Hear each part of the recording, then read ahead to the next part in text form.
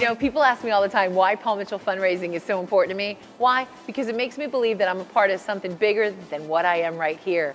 What I love is that we're helping people across the globe feel better about themselves and make a difference in the world. And I think as a hairdresser, that's the greatest thing. Not only can we make people look good, but deep down inside in my heart, it just beats a little faster every time I get asked to do something that puts me one step closer to having more energy. One of the best experiences I've had at being involved with fundraising at Paul Mitchell the School is getting to come to see you guys, coming into your schools because I was the prize. I think everybody's outside screaming and yelling, wanting pictures, and I just get to come to show you what I love, to be a hairdresser and show you how to touch people's hearts and souls. It's so easy, and I think that it's such a great compliment to go and visit you all at the schools. You're so amazing, and you just make me feel so important. So I love it, and thank you, and I can't wait to come out to the next one. You know what, when people say, oh, which idea, I love thinking about how all the future professionals and all the school owners are there. What can I do? What can I think of to make the fundraisers happen? My favorite, I think, is the Princess and Princess Party. When you think about young kids coming in to see all the great hairdressers in the school, the hair, the ink, the piercings, the tattoos, they don't know what they're in for. And they get their nails done and their hair done, and it just puts them in a better light. And when you can touch the heart of a child, that means the world to me. So I think that's my favorite. You know, when I think of all the wonderful organizations that we help benefit with our fundraisers, the one that really comes out the most is the Gary Sinise Foundation. This year at Summit, I had the pleasure to watch Gary speak. I've seen him on TV. But more importantly, what I love is how he's in touch with the vets. You know, growing up with a father that was in the war and an area in New Jersey where there was a lot of veterans of foreign war, and seeing what they've been through, to see that he's teaching and the world about the need and helping people that, you know, come back and might not have the same start. I think it's amazing because these people have fought for us and given us our land of freedom, and anything that we can do to get in touch with them is just outrageous. And I salute him for everything that he's done, but more importantly, to have that big of a heart and to use his celebrity iconism to really help pour a little bit more interest in that organization. I think that that's one of my favorite right now, because it touches me and a lot of people that I know. So it means the world that we're helping a lot more than you know, people get back into the lives that they had. So I like Gary, and I really am grateful for what he's done for the world.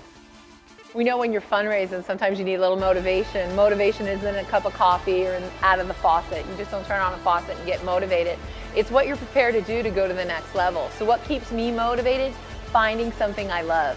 How can I help you keep motivated? Well, think about it. At the end of your journey, you're going to be fulfilled with this different energy. So first thing, different energy makes you feel motivated. Secondly, what can you do to help others? Get out and meet people. I love walking up to strangers and saying, hey, how can you help me? Or this is what I'm involved with. Start talking about what you're passionate about, and your passion re-energizes your energy. Sometimes you might be down because you've done everything, and all of a sudden you look and you're like, I got nothing this week. Well, you know what? Think about it. You could be that person that you're helping right now. That should motivate you, number one. More importantly, look at the team. Who are you surrounding yourself with? I think that's really important.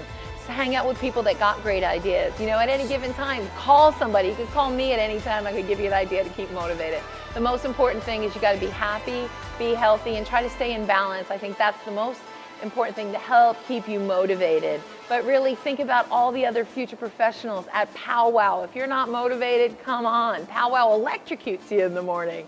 So hang out with the right people. I think that's the first step to keep you motivated. And always remember that the more you do, deep down at the end of the road, the energy that you put forth today will get you tomorrow. I promise that.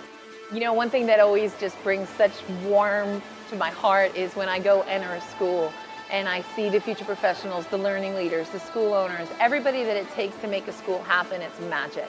And I think that when I look at all the efforts, from the car washes to the bake sales to the fashion shows, to whatever it is that you're doing with your team to raise the money for this fundraiser, I'd really like to salute you all because you're going to the next level. But also, I can't even believe the gratitude that I have to see how wonderful you all are blooming. I think the most important thing is we're bigger than this, and there's so many wonderful things that we have in store for you. And I'm just thankful that you are all putting forth this effort. It's magical. Look, I got to come to Vegas to help entertain you all at Caper, but more importantly, the energy that's in Caper, take that home and use it to fulfill you and move you forward to make sure that you reach your goal, you're happy, you're healthy, but more importantly, I'm just so thankful for all the effort because we're helping the world be a better place. I love you guys.